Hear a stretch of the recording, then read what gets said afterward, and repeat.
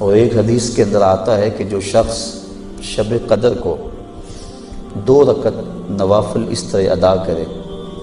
کہ سورہ فاتحہ کے بعد 7 مرتبہ سورہ اخلاص پڑھے، اس کے بعد سلام پھیر کے کہے استغفر اللہ و اتوب الیہ، اور یہ 70 مرتبہ پڑھے بعد میں، تو اپنی جگہ سے اٹھے گا نہیں کہ اللہ اسے بھی اور اس کے ماں باپ کو بھی بخش دے گا، یہ اللہ اسے انعام عطا فرماتا ہے۔ انشاءاللہ بعد میں ہم اس کا اہتمام کریں گے، اور بھی نوافل وظائف اور مختلف جو ہیں وہ شب قدر کی برکتیں اور فضیلتیں ہیں۔ سورہ تکاثر اور اس کے بعد سورہ اخلاص پڑھنے کا حکم ہے، اور وہ 4 رکعتیں ہیں، 70 مرتبہ پڑھی جائیں۔ دیگر مختلف جو ہیں وہ علماء نے اپنے اپنے تجربات اور ان کو جو روایات ملی ہیں وہ امت تک منتقل کی ہیں۔ تو یہ رات اپنے دامن میں اس اعتبار سے بہت ساری رحمتیں لیے ہوئے ہمارے ہاں جلوہ گر ہے۔ اللہ تعالیٰ اس رات کی برکتیں ہم سب کو نصیب فرمائے۔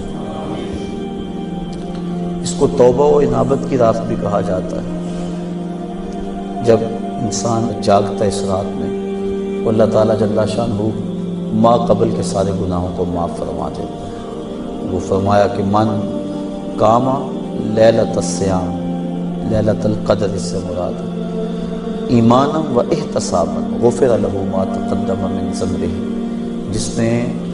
لیلۃ القدر کو قیام کیا اللہ تعالیٰ اس کے پچھلے سارے گناہوں کو معاف فرما دے گا۔ ایمانا و احتسابا، 2 شرطیں ہیں، ایمان اور دوسرا اپنے نفس کا محاسبہ کر رہا، کیونکہ اپنے نفس کو محاسبے میں رکھنا چاہیے، اس کو بے لگام نہیں ہونے دینا چاہیے۔ جو پڑھ رہے ہیں کہہ رہے ہیں اس پر مانن استحضار موجود ہو، اور ہم اگر توبہ کریں رجوع لائیں اس کے حضور تو وہ صرف زبان سے نہ ہو بلکہ ہمارے دل کی اتھاہ گہرائیوں سے۔ فرمایا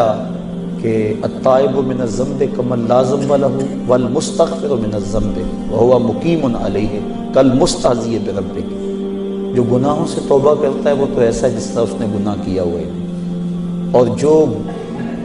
توبہ کرتا ہے استغفار بار پڑھتا ہے، استغفر اللہ کہتا ہے، لیکن وہ گناہوں کو چھوڑنے کا ارادہ نہیں پاتا اپنے اندر، جمع ہوا ہے گناہوں پر۔ کہا کل مستہزئ بربہ، وہ اپنے رب سے مذاق کرنے والا ہے کہ جس پر استغفار کر رہا ہے اس کو تو چھوڑ ہی نہیں رہا، اس کا تو ارادہ ہی نہیں کر رہا کہ میں نے اس کو چھوڑنا ہے، تو وہ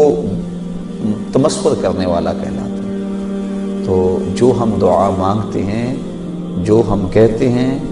مانن اس کا استحضار ہونا چاہیے، اور جو ہم اللہ سے وعدہ کرتے ہیں اس وعدہ کو پورا کرنے کی کوشش کرنی چاہیے۔ برکتیں ویسے تو حدیث شریف میں آتا ہے کہ اس کو طاق راتوں میں،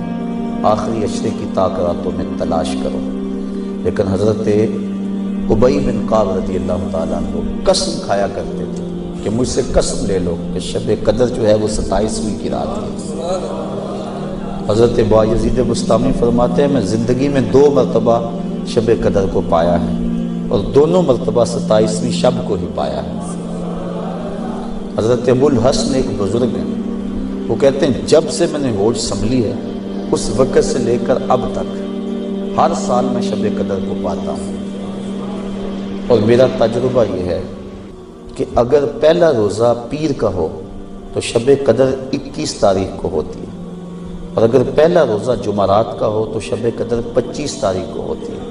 اور اگر پہلا روزہ جمعے یا منگل کا ہو تو شب قدر 27 کو ہوتی ہے، اور اگر پہلا روزہ جو ہے وہ اتوار یا بدھ کا ہو تو شب قدر 29۔ اس کی رحمتیں بازو پھیلائے آواز دیتی ہیں بندے کو کہ کوئی ہے بخشش مانگنے والا، کوئی ہے رزق مانگنے والا، کوئی ہے سوال کرنے والا، میں اس کی جھولی میں بھروں۔ ہم تو مائل بکرم ہیں، کوئی سائل ہی نہیں، راہ دکھلائیں کسے، کوئی راہ روے منزل ہی نہیں۔ صرف 4 اشخاص ہیں جو اس رات محروم رہتے ہیں، ایک عادی شرابی، شراب کا رسیہ، دوسرا والدین کا نافرمان، تیسرا قاطع الرحم، خون کے رشتوں کو توڑنے والا، اور چوتھا وہ شخص جو سخت دشمنی رکھنے والا ہے، اور سخت دشمنی اس کو کہتے ہیں جو 3 دن سے زائد ہو، کیونکہ مومن جب ایک دوسرے سے ناراض ہو جاتے ہیں تو 3 دن سے زیادہ ناراض نہیں رہتے، تو جو 3 دن سے زیادہ ناراض ہیں ان کو سخت دشمنی رکھنے والا کہا جاتا ہے۔ تو اس رات کی جرمٹ میں، اس رات کے حسین لمحوں کے اندر یہ 4 بندے اللہ کی رحمتوں سے محروم رہ جاتے ہیں۔ اگر توبہ کر لیں تو اللہ تعالیٰ جل شانہ اس رات کا حصہ ان کو بھی عطا فرما دے گا۔ اس رات کے جرمٹ میں اللہ کی بے پناہ رحمتوں کا نزول ہوتا ہے، اتنی رحمتیں اترتی ہیں۔ امام قویری لکھتے ہیں کہ روئے زمین کے تمام مسلمانوں میں ان رحمتوں کو تقسیم کر دیا جاتا، رحمتیں پھر بھی بچ جاتی ہیں۔ جتنی فرشتے لے کر رحمتیں آتے ہیں وہ رحمتیں سب کو دینے کے باوجود بھی رحمتیں بچ جاتی ہیں، پھر وہ رحمتیں دارالحرب میں رہنے والے کافروں میں بانٹی جاتی ہیں، اور جس کافر کو اس رحمت سے حصہ ملتا ہے اللہ اسے اسلام عطا فرما دیتا ہے۔ یہ جو آپ آئے دن سنتے رہتے ہیں کہ فلاں عیسائی مسلمان ہو گیا، فلاں ہندو مسلمان ہو گیا، تو امام قویری آپ لکھتے ہیں، آپ فرماتے ہیں یہ شب قدر کو آنے والی رحمتیں ہوتی ہیں، مسلمانوں کی جھولیاں بھر دی جاتی ہیں، اور پھر اس کے بعد جب رحمتیں بچ جاتی ہیں تو وہ دارالحرب کے اندر رہنے والے کفار کو بانٹ دی جاتی ہیں، اور انہیں اللہ پھر بعد میں ایمان عطا فرما دیتے ہیں۔ اور ایک روایت کے لفظ اس طرح ہے کہ پھر وہ رحمتیں چھوٹے بچوں میں بانٹ دی جاتی ہیں۔ اللہ کی رحمتیں کتنی عمیم ہیں اور اس کی رحمتیں کتنی وسیع ہیں۔ اللہ تعالیٰ کے محبوب علیہ السلام نے اللہ کی بارگاہ میں یہ عرض کی تھی کہ مالک، میں